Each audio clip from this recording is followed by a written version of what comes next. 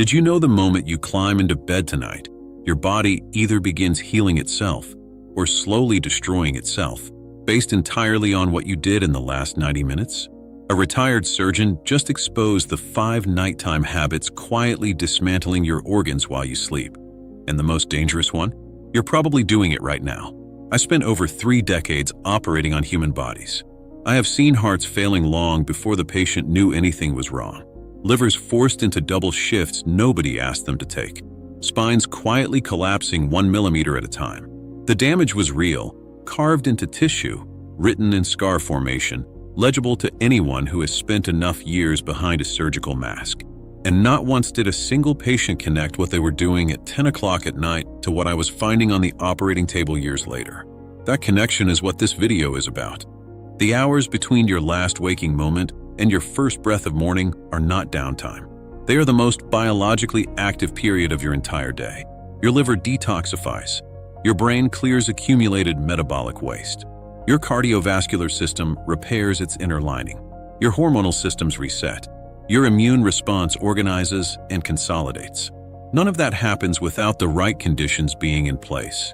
And there are 5 things most people do every single night that make those conditions impossible. The first is eating after 8 in the evening. Your liver operates on a biological schedule that has nothing to do with your personal preferences. During daylight hours, it handles glucose regulation and general processing. After dark, its primary function shifts to detoxification, clearing the cellular waste your body has generated across the entire waking period. When food arrives late, that process stops. The liver is pulled back into digestion. The detox window closes. The waste that should have been cleared stays in circulation. I have seen this confirmed during surgery, in tissue that had no business looking the way it did in a person of that age. Not heavy drinkers, not medically obese. They just ate late, every night, for decades. There is a second mechanism. Your body stores fat significantly more efficiently at night because circadian biology governs your insulin response, and that response is measurably worse after dark.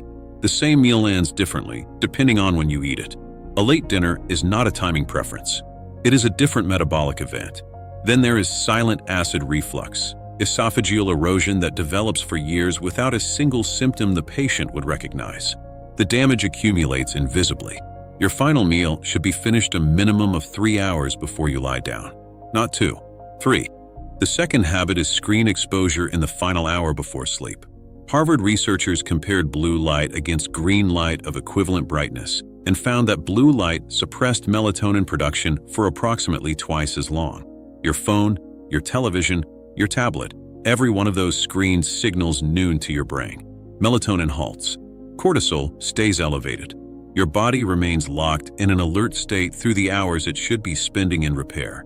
Memory consolidation happens during deep sleep. If screen exposure delays your sleep onset by even 45 minutes, you are not simply going to bed late. You are cutting into the only window in which that consolidation occurs. The brain does not make it up. That processing is lost. I have reviewed the neurological markers of patients in their mid-40s that I would expect to find in someone 20 years older. Every one of them believed their sleep was fine. None of them had counted their evening screen hours. No screens 60 minutes before sleep. That is the clinical minimum, not a lifestyle suggestion, not a preference. A biological requirement your body is enforcing whether you cooperate with it or not.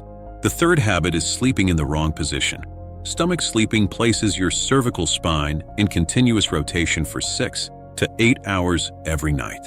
The compression on vertebral discs and the nerve pathways between them is slow, nightly, and cumulative. Position-related spinal damage takes years to surface, then arrives suddenly, because the threshold was finally crossed and the body can no longer compensate. Right-side sleeping worsens acid reflux. The anatomy is straightforward. The positioning of the lower esophageal sphincter relative to stomach contents changes based on which side you are on. For patients already experiencing silent erosion, this matters considerably. Researchers at Stony Brook University found in animal studies that lateral sleeping, on either side, was significantly more efficient for the brain's glymphatic system. The glymphatic system is the pathway through which the brain clears metabolic waste during sleep, including the proteins associated with Alzheimer's disease. It is most active during sleep and nearly inactive during waking hours. What it clears or fails to clear has long-term neurological consequences that accumulate over a lifetime. Side sleeping, left or right, either is substantially better than stomach or back. If this is already surprising you, wait until you hear habit 4 and 5. But first, if you find this advice valuable, hit that like button and subscribe so more people receive this information before it is too late. The fourth habit is going to bed without adequate hydration. Blood viscosity, its thickness, increases when the body is not sufficiently hydrated. Thicker blood moves through the smaller vessels of the cardiovascular system with greater resistance. The heart compensates by working harder. This is not a dramatic event you would feel. It is a sustained, invisible load levied on your cardiac muscle across the duration of every inadequately hydrated night. Epidemiological research consistently shows that cardiac events and strokes cluster heavily between 6 in the morning and noon. That window follows the overnight period in which blood pressure surges with waking, platelet activity peaks, and the cardiovascular system is already under maximum circadian stress. Beginning that period, already dehydrated compounds every one of those factors simultaneously. The kidneys cannot perform their overnight filtration without adequate fluid. Cellular repair slows or halts entirely.